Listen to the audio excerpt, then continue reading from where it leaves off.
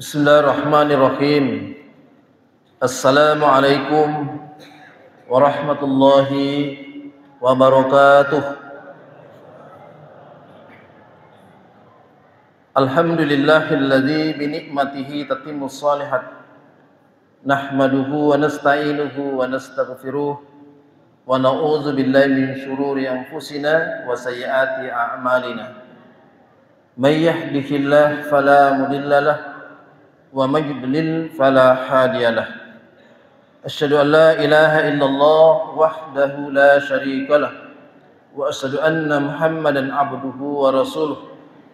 Allahumma salli wa sallim ala Muhammad wa ala alihi wa sahbihi wa man tabi'ahum bi ihsanin ila yaumiddin. Faqala Allah ta'ala fi kitabil karim. A'udzu billahi minasy syaithanir rajim. Ya ayyuhalladzina amanu taqullaha haqqa tuqatih wa la tamutunna illa wa antum muslimun. Wa qala aidan ya ayyuhalladzina amanu kutiba alaikumus syiyam kama kutiba alal ladzina min qablikum la'allakum tattaqun. Alhamdulillah jamaah taruh yang sangat berbahagia. Kita tentu sangat bersyukur kepada Allah. Sungguh-sungguh kita bersyukur. Bukan basa-basi kesyukuran kita, tapi benar-benar kita bersyukur kepada Allah. Karena sampai malam ke-23 ini kita masih diberikan kesehatan oleh Allah. Ini adalah satu rahmat yang tidak boleh kita pungkiri. Kebaikan dari Allah yang diberikan kepada kita berupa kesehatan, kesempatan dan kekuatan. Terutama adalah karunia iman dan Islam. Maka seharusnya kita ini senantiasa bersyukur kepada Allah Subhanahu wa taala. Bentuk kesyukuran kita tentu bukanlah juga sekedar ucapan di bibir bahwa kita mengucapkan alhamdulillahirabbil alamin. Tetapi muncul kesadaran dalam diri kita bahwa yang ideal kehidupan kita sebagai seorang muslim adalah ketika kita ini adalah orang yang taat kepada Allah Subhanahu wa taala. Dalam Al-Qur'an Allah Subhanahu wa taala menjelaskan, A'udzubillahi minasyaitonir rajim, wa may yuti'illaha wa rasulahu wa yakhshallaha wa yattaqi fa ulaika humul faizun. Barang siapa yang taat kepada Allah dan Rasulnya dan juga senantiasa menjaga sikap takutnya kepada Allah, takut berbuat dosa, takut bermaksiat, takut mengambil hartanya orang lain, termasuk di dalamnya adalah korupsi, dan juga dia menjaga takwanya kepada Allah, wa yattaqi fa ulaika humul faizun. Mereka itulah adalah orang yang beruntung. Subhanallah, kehadiran Ramadan ini luar biasa. Madrasah Ramadan adalah puncak dari bulan-bulan yang mulia. Oleh karena itu jamaah sekalian, memang kita sangat kufur nikmat kalau kita ini tidak mendapatkan kebaikan sedikit pun dari Ramadan itu. Ya. Makanya sebenarnya hadis yang berturut-turut 3.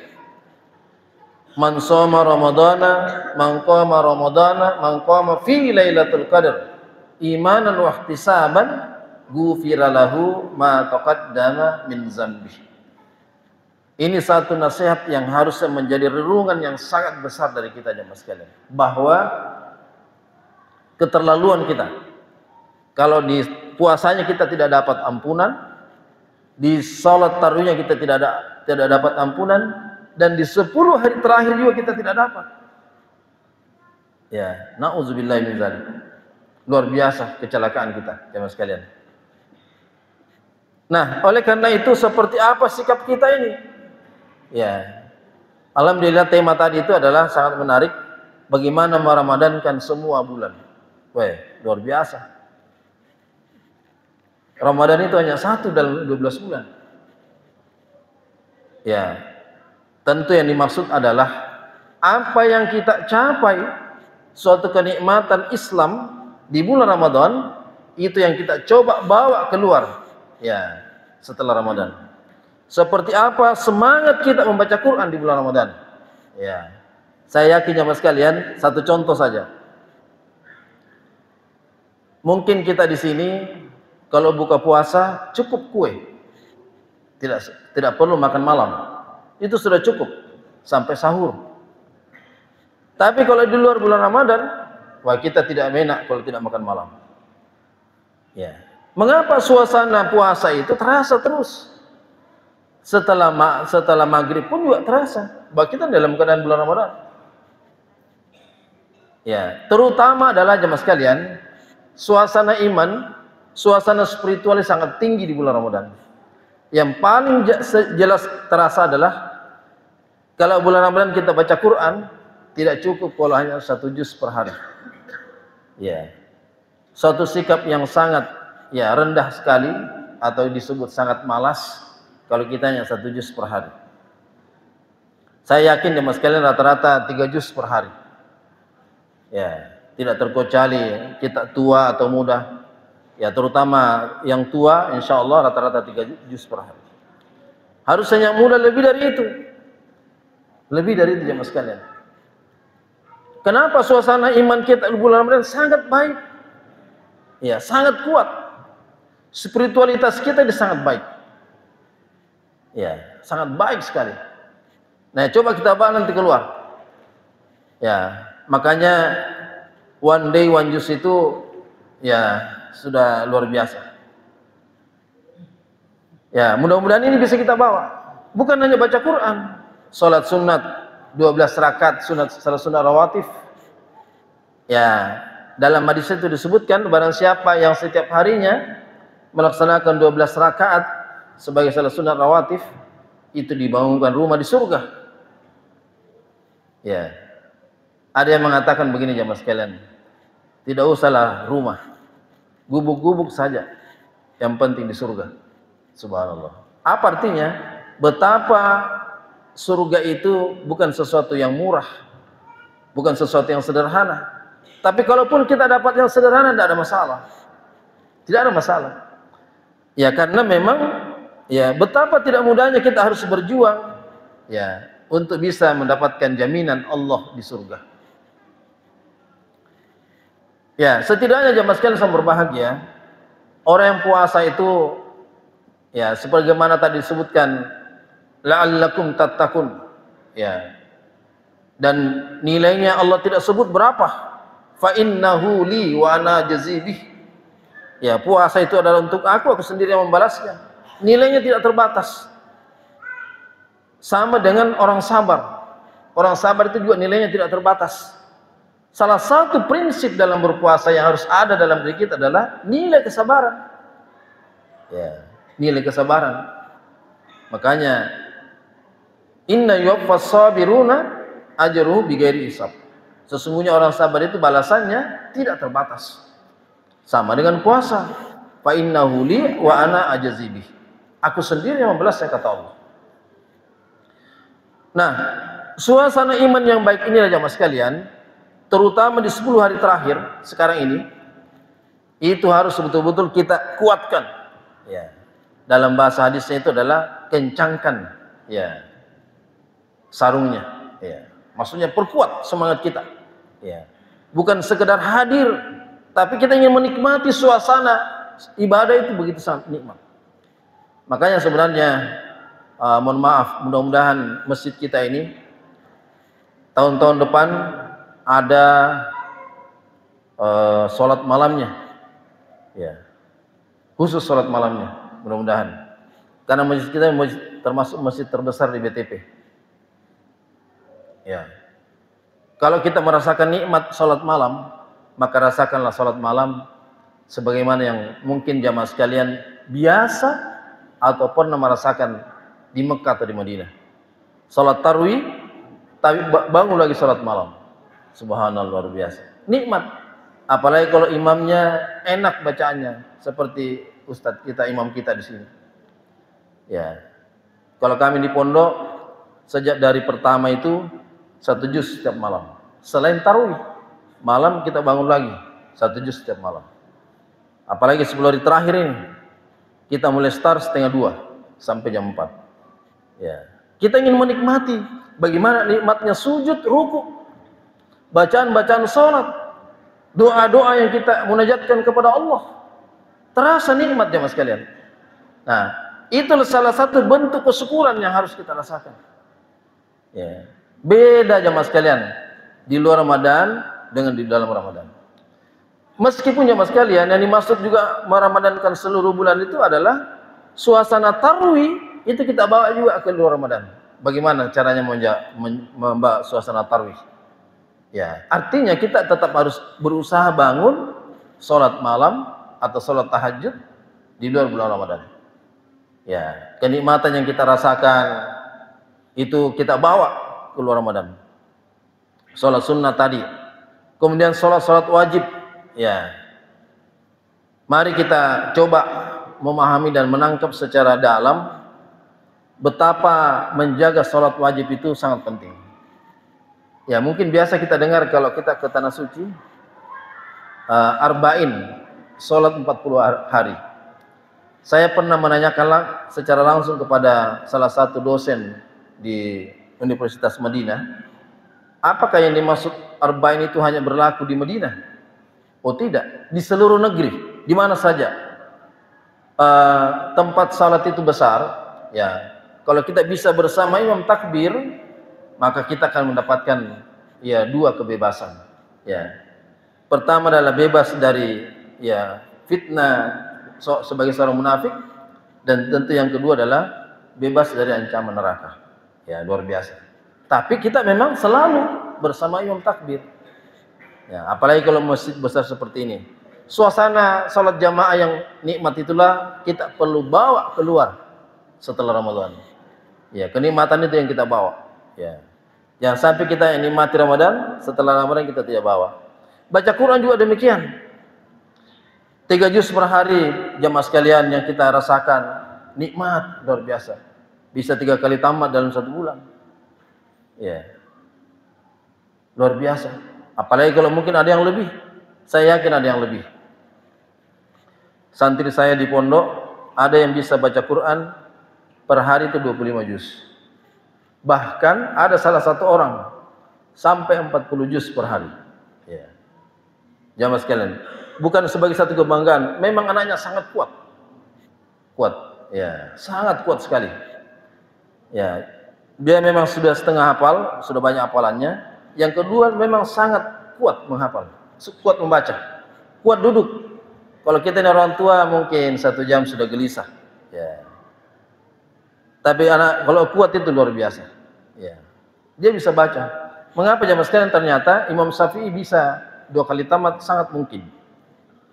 Ya. Karena rata-rata 20 menit 1 juz. Jadi 3 juz dalam 1 jam. Kalau dia bisa duduk 5 jam, ya itu sudah dapat 15 juz. Ya.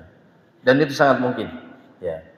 Nah, suasana inilah yang kita bawa jamaah sekalian. Kita bawa di luar Ramadan. Kenikmatan ini kita bawa di luar Ramadan.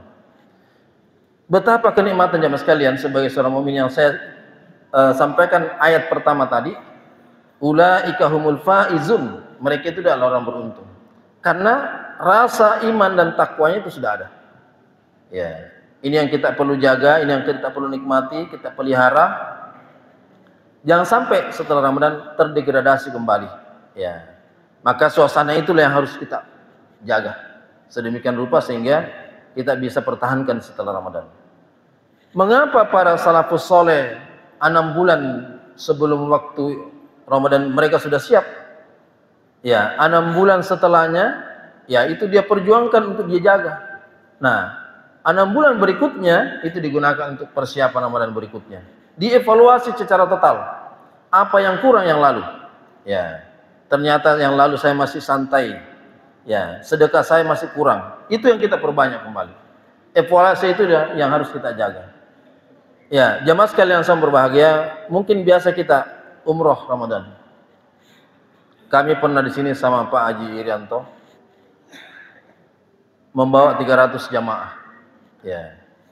Pada pertengahan Ramadan itu kita dijamin oleh 1 orang muhsinin, ya, seorang muhsinin memberi makan selama 15 hari sampai hari terakhir.